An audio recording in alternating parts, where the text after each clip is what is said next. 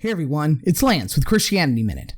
I really enjoy this time of year. Let's face it, it's high school marching band season. And there's something going on, something called football too. Yeah. And, the best part, right now, the Astros are about to bring home that World Series trophy. With maybe just a little bit of luck in there.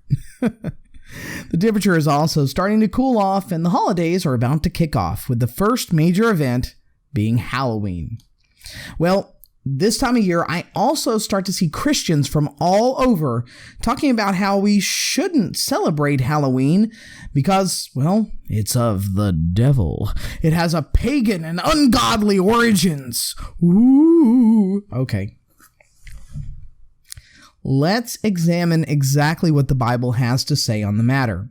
Now, I know I covered this last year, but I wanted to revisit Halloween before this year with a few clarifications. Now, you're probably coming to this video with that question in your heart about Halloween, or All Hallows Eve, or All Saints Day, or the next holiday, the Day of the Dead, or Dia de los Muertos. I want to say to you, thanks for checking out this video. You had a lot of options.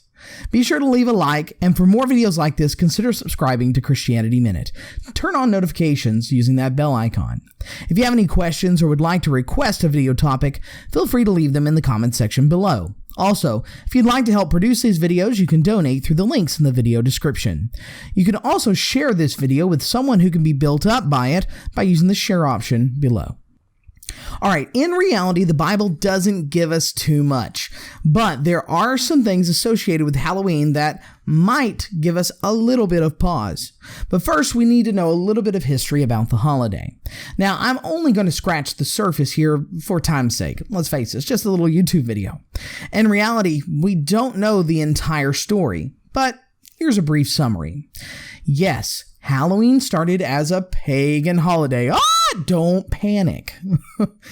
Its most concrete origin is with the Celtic folk who believed that the new year, which for them was right around November 1st, could be preceded by a return of spirits, long dead the night before. Yes, there are some loose Roman roots as well before the Celts, but I'm not going that deep. Well, to keep you from being attacked by these spirits, you dressed up like spirits to fool them into believing that you were a spirit as well. Ghosts, goblins, and in the case of my daughter, princesses, will actually fool the spirits, because apparently dead spirits aren't too bright. Go figure. Well, the Catholic Church decided they wanted to assimilate this holiday into their own and try to woo the pagans into the church. They had already started creating feast days for certain saints and were quickly filling up the calendar, and were playing around with the idea of, hey, what about a feast day for all the saints rather than having one for everybody, and there's only so many days in a year. They had started celebrating this holiday on May 13th, sometime before 373 CE. But in the 730s, Pope Gregory III designated November 1st as All Saints Day, or All Hallows Day. And we eventually see All Souls Day for the faithful dead on November the 2nd later on. It's no coincidence that lines up with the pagan New Year for the Celts.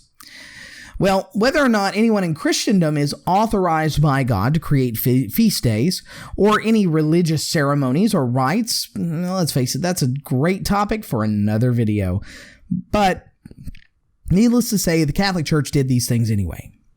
So as far as a historical perspective on Halloween goes, we have the occult and we have the Catholic Church padding the calendar with these feast days. What about Christians today? Well, first let's look at the idea of a secular adaptation of the old Celtic celebrations. Coming in just a few days, I'm going to take my princess daughter trick-or-treating to families' houses. We've even had opportunities to go on Halloween-themed events at her school and local stuff here and there, local venues.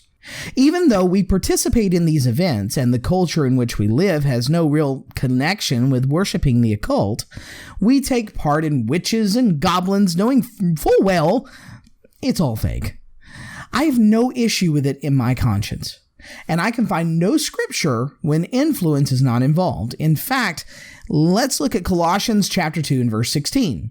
And it reads, "Therefore, let no one pass judgment on you in questions of food and drink, or with regard to festival, or a new moon, or a Sabbath."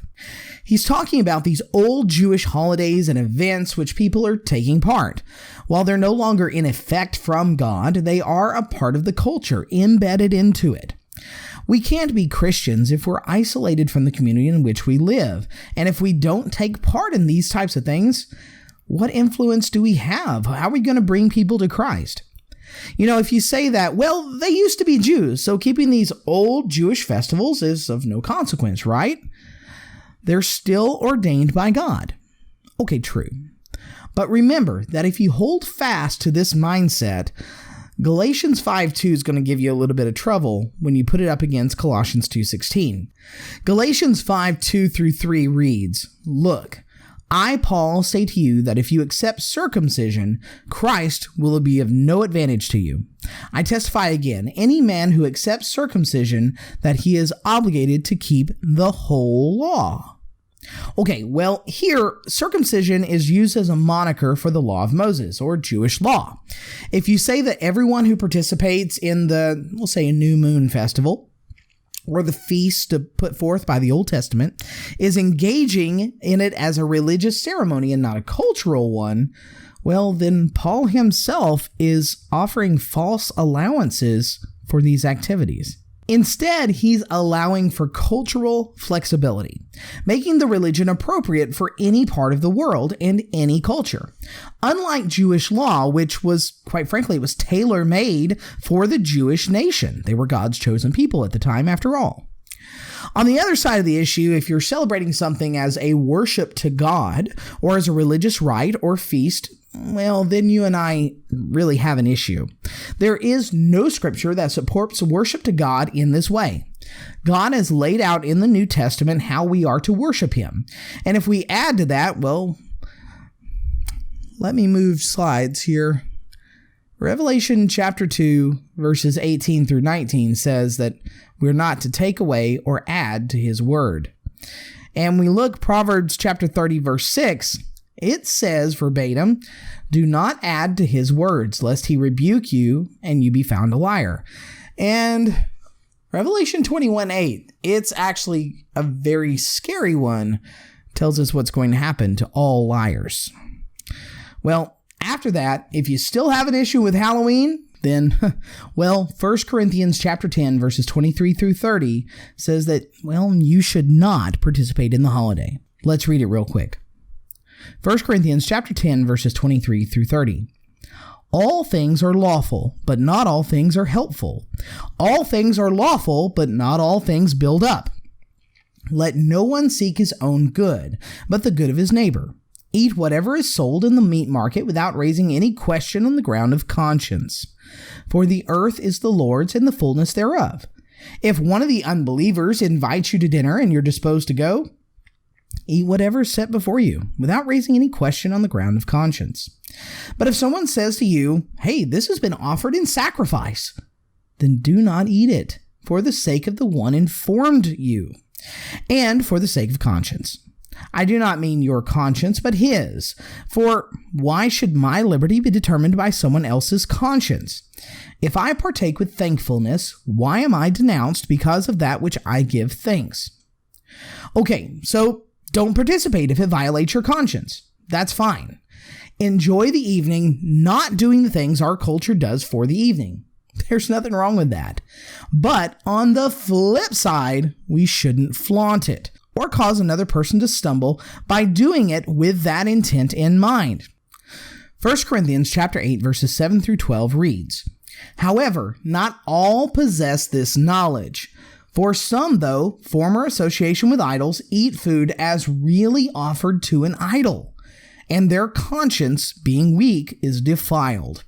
Food will not commend us to God. We are no worse off if we do not eat, and no better off if we do. But take care that this right of yours does not somehow become a stumbling block to the weak. For if anyone sees you who have knowledge of eating in an idol's temple, he will not be encouraged. if his conscience is weak, to eat food offered to idols?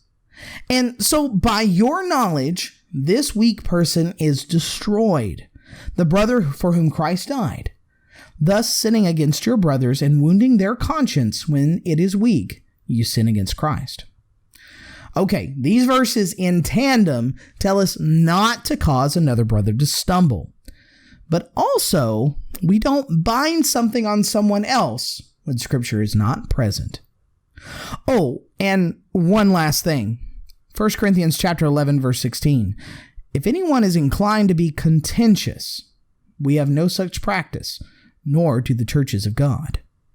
So, if you're like me and you're looking for that rare house that gives out full-size Snickers bars, happy Halloween to you.